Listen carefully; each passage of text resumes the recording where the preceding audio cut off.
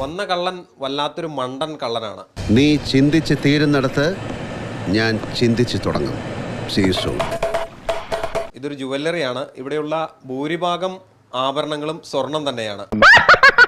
എന്നാൽ കള്ളൻ നോക്കിയത് അതിൻ്റെ വലിപ്പം മാത്രമാണ്. നമുക്ക് ഈ ദൃശ്യങ്ങളിലേക്ക് വന്നാൽ ഈ കാണുന്ന 3 ആഭരണങ്ങൾ ഇത് യഥാർത്ഥ ഗോൾഡ് അല്ല, ഗോൾഡിൽ പൊതിഞ്ഞതാണ്. എന്നിട്ട് എന്തുകൊണ്ട് അയാൾ എന്നോട് പറഞ്ഞില്ല?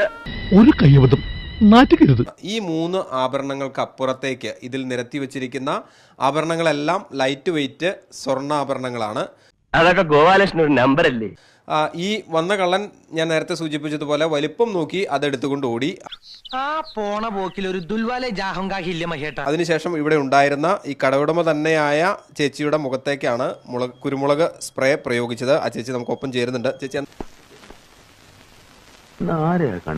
എന്താന്ന് സംഭവിച്ചേ?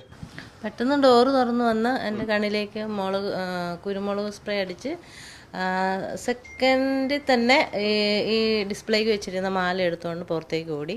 അതങ്ങനെ വരൂ, അതങ്ങനെ സംഭവിക്കൂ. ഈ ലോകത്തിന്റെ ഒരു പോക്കേ. വേറൊരു സ്കൂട്ടറിൽ ഒരാൾ കാത്തു നിൽപ്പുണ്ടായിരുന്നു. അയാളുടെ സ്കൂട്ടറിൽ കയറി റോഡിലേക്ക് ഇറങ്ങിയത് ആക്സിഡന്റ് ആയി. കഴുത്ത് വരെ പെരുമ്പാമ്പ് വിഴുങ്ങി അവന്റെ തലയിൽ ഹാന തൊട്ടെന്ന് പറഞ്ഞ പോലെ അവിടുന്ന് ഇടപ്പള്ളി ഭാഗത്തേക്ക് ഓടിയിട്ട് അവിടെ ആക്സിഡന്റ് ആയി. എന്ത് ചെയ്യാനാടാ, ഞാൻ ഇങ്ങനൊരു ദുരന്തനായി പോയി. അപ്പോഴത്തേക്ക് ഇവിടുന്ന് ഒരാൾ കള്ളനാണ്, മാല എടുത്തിട്ടുണ്ട്, ജ്വല്ലറി കയറി മാല എടുത്തിട്ടുണ്ടെന്ന് പറഞ്ഞ് ഭയങ്കര ഒച്ചയിൽ വിളിച്ചു പറഞ്ഞു ഓടി. കർണൻ, നെപ്പോളിയൻ, ഭഗത് സിംഗ്, ഇവർ 3 പേരുമാണ് എന്റെ heroes. You see the irony, don't you? 3 പേരും തോറ്റുപോയവരാണ്. അങ്ങനെ കൂടെ കണ്ടോര് കൂടെ ഓടി. അന്നേരം തന്നെ പിടിച്ചു. രാഹുൽ ഗാന്ധി വരുന്ന സമയമായിരുന്നുകൊണ്ട് അവിടെ മെയിൻ റോഡിൽ പോലീസ് ഉണ്ടായിരുന്നു. അവരപ്പം തന്നെ പിടിച്ച് കൊണ്ടുപോയി.